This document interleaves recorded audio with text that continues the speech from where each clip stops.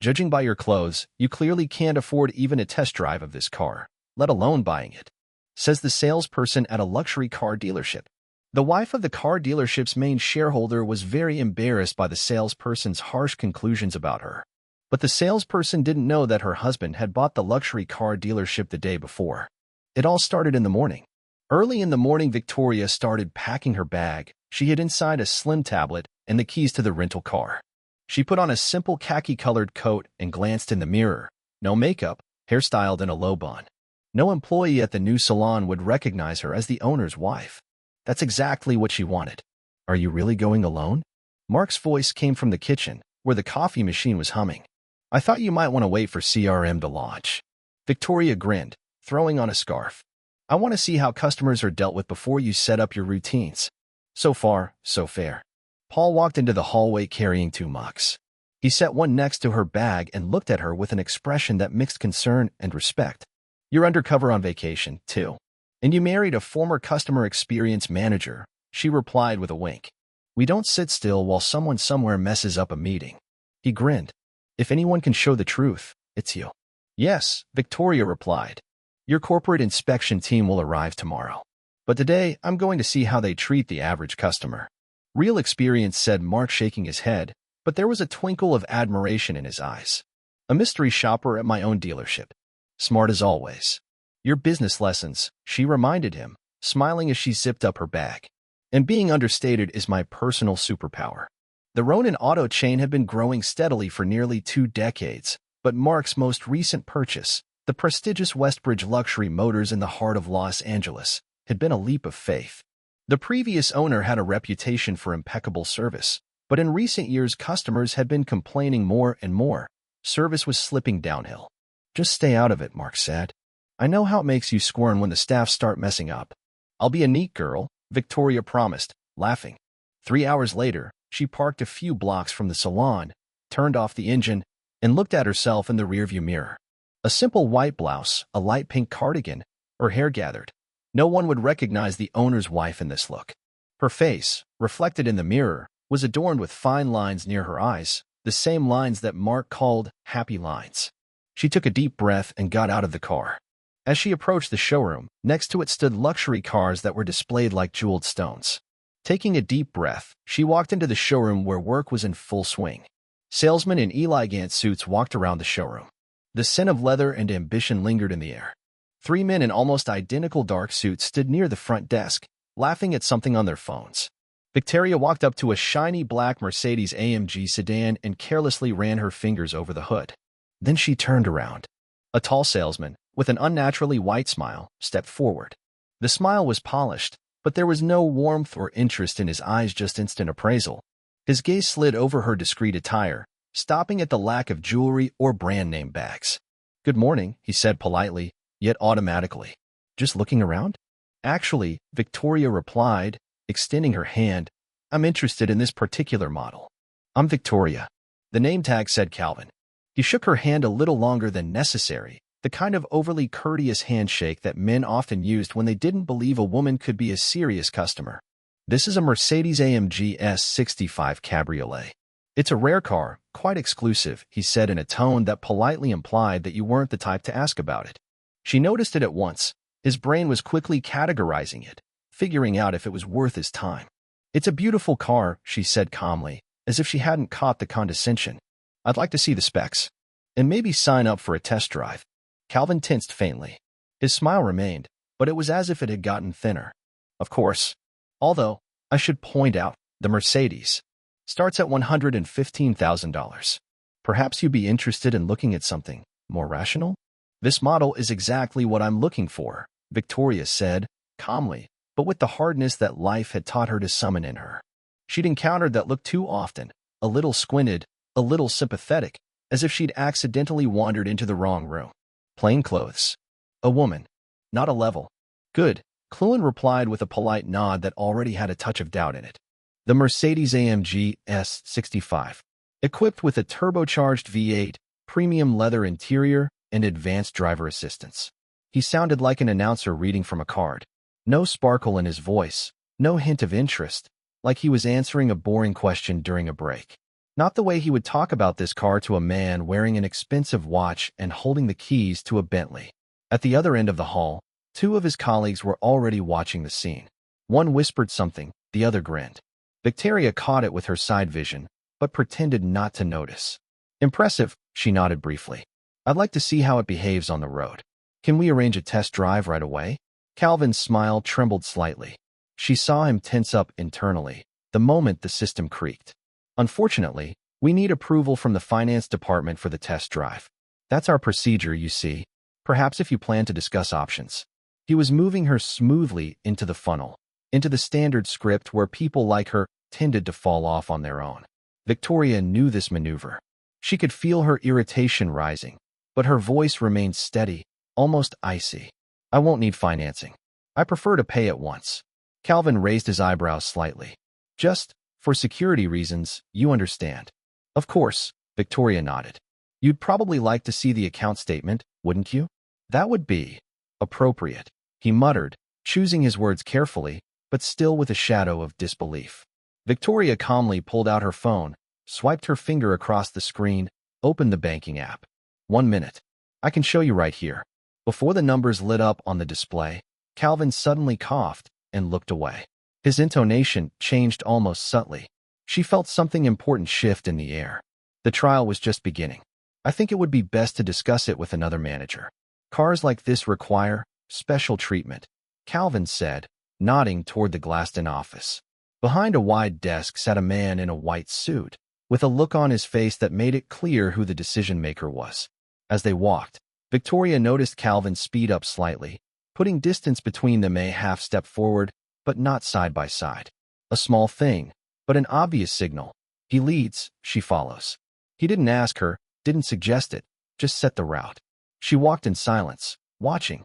The door swung open without waiting for them to approach. Calvin, is something wrong? The voice was confident, without affability. The man in the office gave Calvin a quick glance, but focused almost immediately on Victoria. His eyes, quick, keen, intent. The assessment took less than a second. There's a sign on the desk. Harry Johnson, sales manager. MS? Calvin hesitated. He suddenly realized he hadn't even asked her last name. Just Victoria, she said calmly, extending her hand. Miss Victoria is interested in the Mercedes-AMG S65 Cabriolet, Calvin reported, emphasizing the just, as if to confirm his doubts about her status. I explained the protocols for the test drive. Harry's handshake was short, even, unemotional. The smile was a learned one. He nodded to a chair. Please, have a seat. I understand you're interested in our premium series. Yes, she nodded without lowering her gaze. I believe it was. The Mercedes Cabriolet would be perfect for my application. For what exactly? His voice sounded almost friendly, but his eyes remained cold, analytical. I travel a lot to San Diego and Santa Ana. I need a reliable, comfortable car with a great safety system. And yes, I appreciate luxury, she said calmly, without accent, but with confidence. Harry nodded slowly, interlocking his fingers on the table. There was a tense silence in the room. He hadn't made a decision yet, but he hadn't said no either. Not yet. Victoria could feel her patience beginning to thin, but her voice remained steady. I'm interested in the Mercedes-AMG. I've done my research, looked at reviews, testimonials. Research, of course, is commendable, Harry grinned, and there was no respect or interest in that smile, just a subtle, piercing sneer. But still, experience in our field allows us to guide clients to more realistic expectations. The words were polite, but the subtext cut right to the heart of the matter. You're not the kind of person we sell this to. I'd like to take a test drive. Today, Victoria said firmly. Harry glanced at Michael, then slowly moved forward, folding his hands on the table. I think we should get to the point. Pause. Test driving cars of this caliber is not an outing for the sake of interest. Without proven financing or proof of buying power, we can't just give you the keys to a car worth $115,000. $115,000, Victoria repeated, raising an eyebrow. I get it. Harry leaned back slightly, his eyes never taking his eyes off her. I'm just explaining the protocol. I hope you understand. It's not personal. I can pay you outright. Without financing, she interrupted calmly. If you want, I can show you the balance sheet. Right now. Harry didn't move. His smile was still there, But it wasn't even polite anymore, just a cold, measured mask. Even with the funds available, it's our responsibility to make sure the car fits the customer's lifestyle. Do you understand? Looks began to spread around the room. One employee averted his eyes, another continued to stare as if watching a slow-motion fall. Harry suddenly dropped his smile. I'll be frank. Maybe a Mercedes-AMG isn't what you're looking for. Maybe we should start with something a little more affordable? Kelvin will show you our pre-sale car section. There are some lovely options there. The phrase was on the edge. He didn't call it inappropriate, but he made it clear. Clear. Poignant. Victoria took a deep breath. That familiar feeling spilled into her chest when politeness was used as a cover for humiliation. I'd like to talk to someone else, she said flatly, standing up. Harry froze. His jaw tensed. I'm the sales manager, and I can assure you, no one on my team is going to say anything new. We have a rule, no financials, no test drive. It's for your own protection, Harry added, deliberately loud. Several people in the room turned around. The goal had been achieved. The humiliation was delivered subtly, but loud enough to feel it in their skin. Victoria looked at both of them. Slowly, she picked up her bag. Thank you for taking the time. Her voice was steady. Her face was calm. But inside she already knew the play was over. The next scene would be their surprise finale. When Victoria left Harry's office, she felt the stares of everyone in the parlor. Harry followed her, voice a little louder than usual, just enough for everyone around to hear. Don't misunderstand, he said with a politeness as taut as a string. We're just following procedure. We'll be happy to find you a more appropriate one. The phrasing sounded soft, but every word hit with precision. This was no longer just indifferent service. It was an exception, carefully wrapped in a shell of rules. The mechanism of subtle humiliation worked precisely, cold-bloodedly. I understand, Victoria said. Her voice was steady, despite the pounding of her heart. But I'm still interested in Mercedes. Perhaps there is someone else here who could help me? A young salesman stood nearby. He looked a little less armored than the others. He hadn't had time to burn empathy into him yet. But before she could take a step in his direction, Calvin reappeared in front of her. I'm afraid Mr. Lee has the last word on premium test drives, he said with fake courtesy. But I'd be happy to show you our selection of mid-range cars. Something a little more relevant. The word hung in the air like a slap in the face. And what exactly makes a Mercedes inappropriate for me? Victoria asked calmly. I really wondered. Harry glanced at Calvin. He nodded faintly. The signal. The salon fell silent. The customers pretended to look at the cars, but they were listening. The Mercedes-AMG is a serious investment, Calvin said in the tone of voice one might use with a child. Our experience shows that unaccompanied and unbooked customers are often not up to the level of the model. Unaccompanied? Victoria asked, her head slightly bowed. Are you saying that if I had a man standing next to me, you'd behave differently? The practiced smile on Harry's face trembled. That's not what I meant. Really? Her voice remained calm, but became firmer. I wonder how many men in casual clothes you've turned down for a test drive? Harry leaned forward. His face turned stony. We don't discriminate. Our rules are the same for everyone. Really? Victoria squinted. Then perhaps you can explain why your colleague over there, she nodded to the side, is organizing a test drive for a gentleman in jeans and a polo shirt? Harry glimpsed a glimpse, his face unchanged. I assure you, he's a pre-qualified customer. Of course, Victoria nodded. How convenient. She took a deep breath. This was exactly what she had come for. To see everything with her own eyes. To give Mark reality, not reports. I think I'd like to talk to the owner, she said. The silence was cut short by short chuckles. A few of the salesmen behind her grinned openly. Harry's smile turned into a condescending mask. Miss Victoria, the previous owner, Mr. Wilson, sold the salon last week. It's now owned by a group of investors from out of state. I doubt they'll waste their time with individual requests for test drives. He spoke calmly, but you could hear the pleasure in his voice. He was sure he'd made his point, and Victoria only smiled a little, almost imperceptibly. Because the real show was just beginning. Victoria looked at her watch. There was less than an hour until Mark's arrival. He was going to show up unannounced, quietly, unannounced and unaccompanied, to see for himself before tomorrow's official inspection.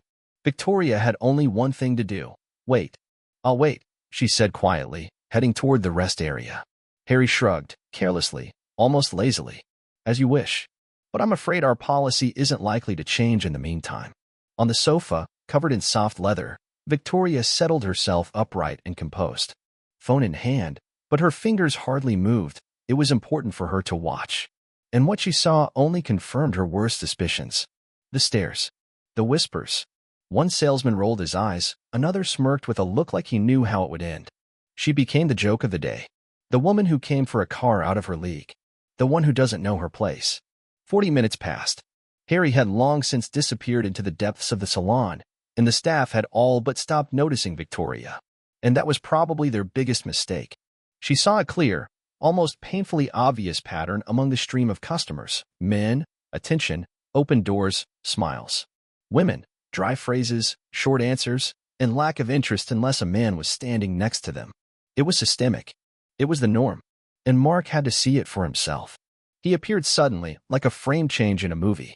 He didn't need an introduction. He entered leisurely, his gaze gliding over the salon with a slight squint, like an architect returning to the house he had designed. But not a single salesman moved. Victoria, sitting in the waiting area, watched it like a scene unfolding. The contrast was almost painful. If she was the shadow, he was the light that entered the hall. And no one matched them. This was exactly what she had been waiting for. The real test, it had begun. Literally a minute later, Harry snapped out of his seat as soon as his eyes caught the figure by the car. The stately posture, the expensive suit, the confident look, everything about this man screamed, important client. Good afternoon, sir. Welcome to Westbridge Luxury Motors. I'm Harry. What can I do for you? Mark's eyes lingered on him, but he didn't answer immediately. He slowly circled the showroom with his eyes, like a man who notices everything, analyzes everything, and forgets nothing. His gaze paused for a moment on Amelia, sitting in the waiting area. The faintest shadow of recognition slid across his face before his expression turned neutral again. The poker-faced negotiator. I'm interested in your premium lineup, he finally said. Specifically, the Mercedes-AMG S65. An excellent choice, sir. One of our finest examples. Would you like to see the available models? Actually, said Mark, I noticed a black model at the show. I'd like to take a closer look at it. Without the slightest hesitation, Harry led him straight to the very car that had denied Victoria a test drive an hour ago. But now his tone had changed to respectful, smooth, almost ingratiating. This package includes exclusive leather, hand stitching, and premium acoustics. The second manager came out of the office with the instinct of a predator, smelling big prey. He held out his hand. Sales manager. Pleased to meet you, Mr. Mark O'Connor, he replied, squeezing his palm firmly, precisely, without excess. If the name sounded familiar, the salesman didn't give off a single reaction. No wonder the car dealership purchase was a secret until it was official. Mr. O'Connor, it's great to have you here. I see Calvin's showing you the Mercedes-AMG. A delightful choice. Yes, Mark nodded. It caught my eye right away. I'd like to arrange a test drive. Absolutely. Harry bustled with enthusiasm. We can start decorating right away. Would you like to take a look at the specs while I prepare the paperwork? Mark looked at Victoria again. She was still sitting on the couch, her back straight, her phone in her hands, but she was staring at him. Actually, he said loudly, I'd like my wife to join us. She's been waiting to see this model. Harry's smile twitched. Your wife? Victoria, darling, Mark turned to the audience. Would you like to join us?